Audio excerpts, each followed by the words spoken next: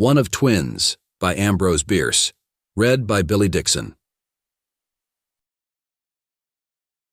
A letter found among the papers of the late Mortimer Barr.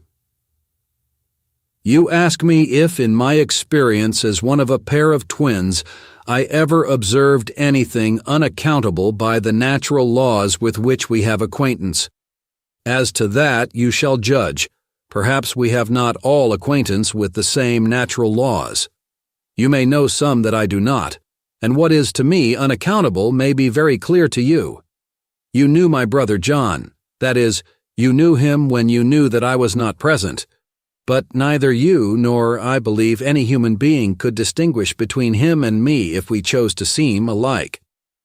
Our parents could not. Ours is the only instance of which I have any knowledge of so close resemblance as that. I speak of my brother John, but I am not at all sure that his name was not Henry and mine John. We were regularly christened, but afterward, in the very act of tattooing us with small distinguishing marks, the operator lost his reckoning, and although I bear upon my forearm a small H and he bore a J, it is by no means certain that the letters ought not to have been transposed. During our boyhood, our parents tried to distinguish us more obviously by our clothing and other simple devices, but we would so frequently exchange suits and otherwise circumvent the enemy that they abandoned all such ineffectual attempts. And during all the years that we lived together at home, everybody recognized the difficulty of the situation and made the best of it by calling us both Genry. I have often wondered at my father's forbearance in not branding us conspicuously upon our unworthy brows, but as we were tolerably good boys and used our power of embarrassment and annoyance with commendable moderation, we escaped the iron.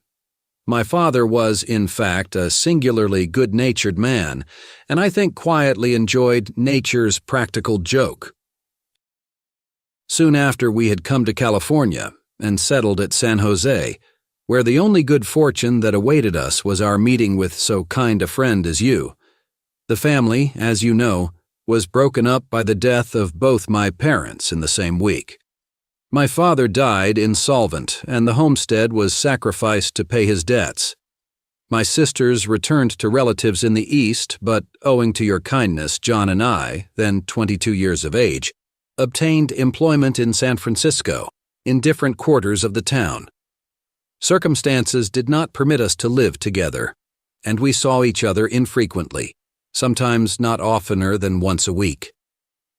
As we had few acquaintances in common, the fact of our extraordinary likeness was little known.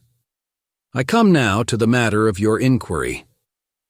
One day, soon after we had come to this city, I was walking down Market Street late in the afternoon when I was accosted by a well-dressed man of middle age who, after greeting me cordially, said, "Stevens, I know of course that you do not go out much, but I have told my wife about you, and she would be glad to see you at the house. I have a notion, too, that my girls are worth knowing. Suppose you come out tomorrow at 6 and dine with us en famille, and then if the ladies can't amuse you afterward, I'll stand in with a few games of billiards."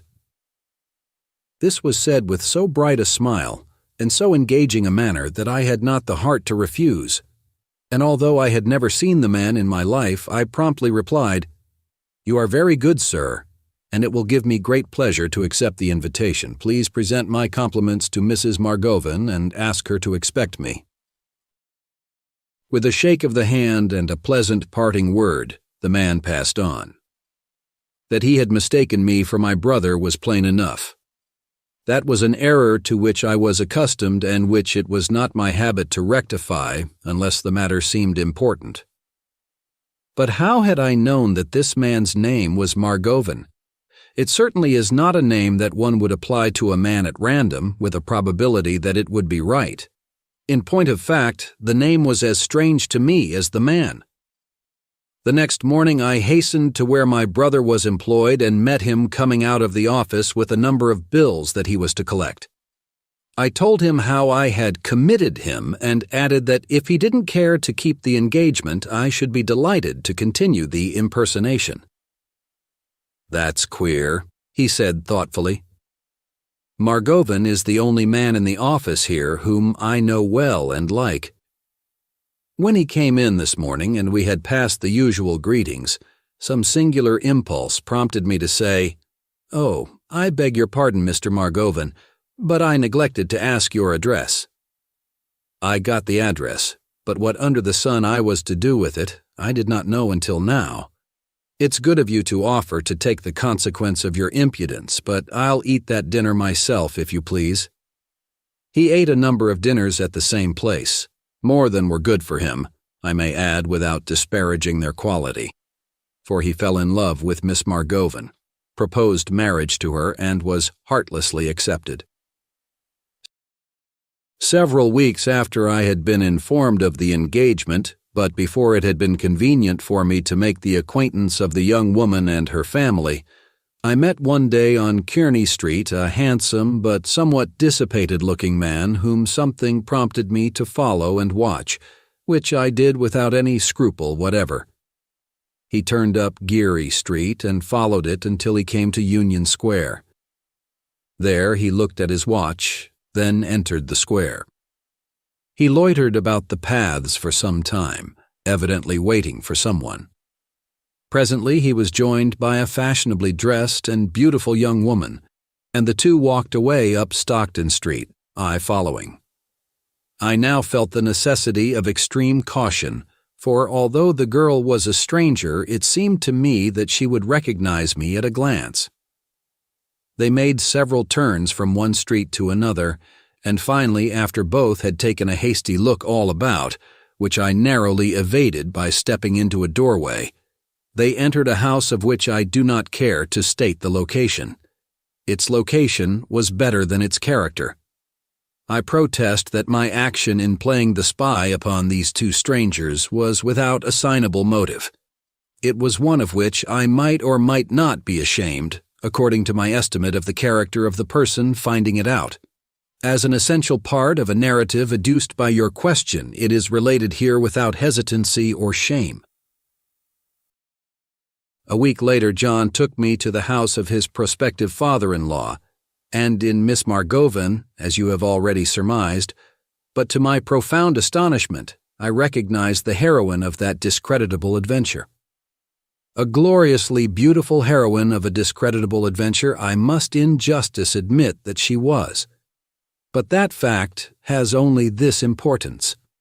Her beauty was such a surprise to me that it cast a doubt upon her identity with the young woman I had seen before. How could the marvelous fascination of her face have failed to strike me at that time? But no, there was no possibility of error. The difference was due to costume, light, and general surroundings.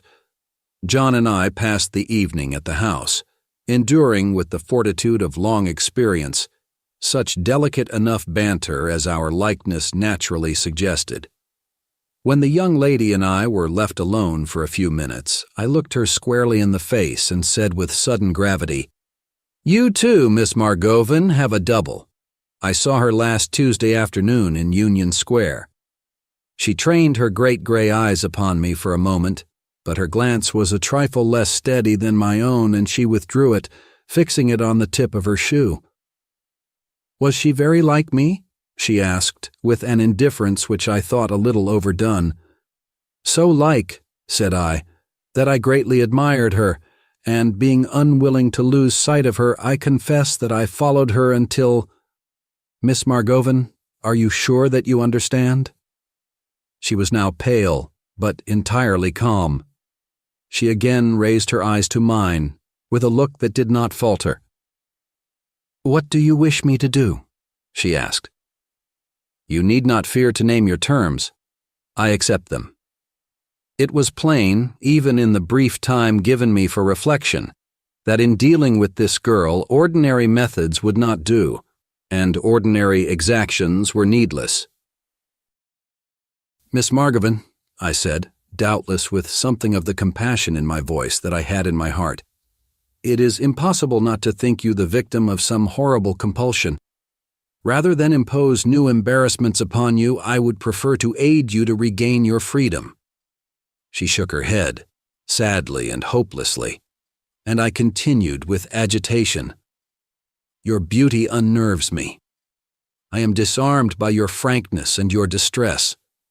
If you are free to act upon conscience, you will, I believe, do what you conceive to be best. If you are not, well, heaven help us all. You have nothing to fear from me but such opposition to this marriage as I can try to justify on other grounds. These were not my exact words, but that was the sense of them, as nearly as my sudden and conflicting emotions permitted me to express it. I rose and left her without another look at her, met the others as they re-entered the room and said, as calmly as I could, I have been bidding Miss Margovin good evening. It is later than I thought. John decided to go with me. In the street he asked if I had observed anything singular in Julia's manner. I thought her ill, I replied. That is why I left. Nothing more was said. The next evening I came late to my lodgings. The events of the previous evening had made me nervous and ill.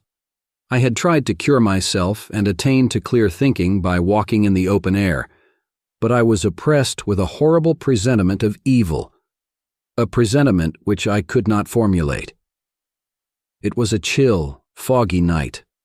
My clothing and hair were damp, and I shook with cold. In my dressing gown and slippers before a blazing grate of coals, I was even more uncomfortable. I no longer shivered but shuddered. There is a difference. The dread of some impending calamity was so strong and dispiriting that I tried to drive it away by inviting a real sorrow, tried to dispel the conception of a terrible future by substituting the memory of a painful past. I recalled the death of my parents and endeavored to fix my mind upon the last sad scenes at their bedsides and their graves. It all seemed vague and unreal, as having occurred ages ago and to another person. Suddenly, striking through my thought and parting it as a tense cord is parted by the stroke of steel, I can think of no other comparison, I heard a sharp cry as of one in mortal agony. The voice was that of my brother and seemed to come from the street outside my window. I sprang to the window and threw it open. A street lamp directly opposite threw a wan and ghastly light upon the wet pavement and the fronts of the houses. A single policeman with upturned collar was leaning against a gatepost, quietly smoking a cigar. No one else was in sight. I closed the window and pulled down the shade, seated myself before the fire and tried to fix my mind upon my surroundings. By way of assisting by performance of some familiar act, I looked at my watch. It marked 11:30. Again I heard that awful cry.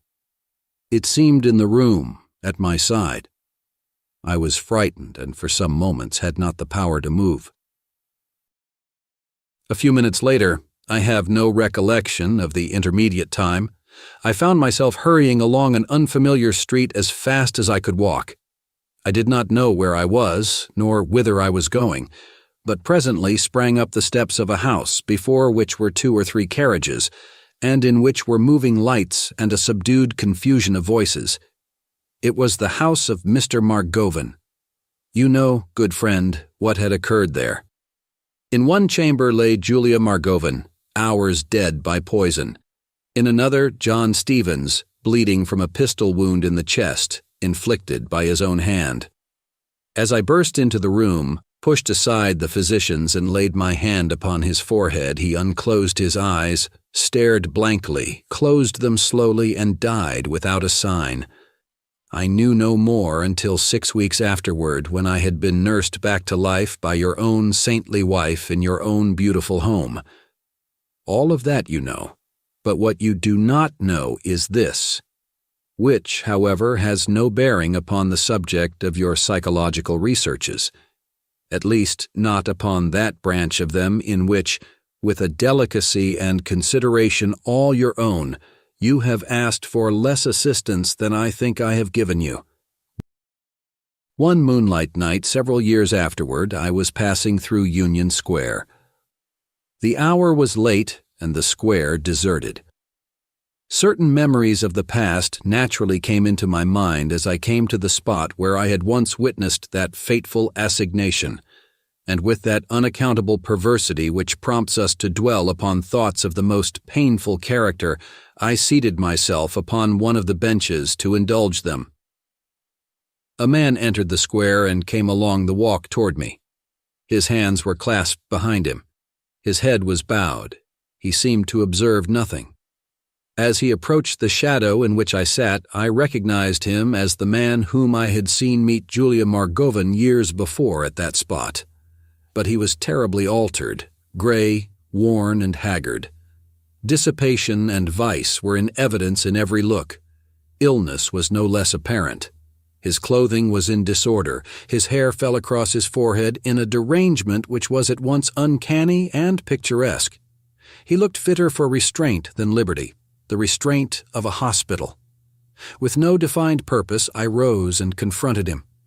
He raised his head and looked me full in the face.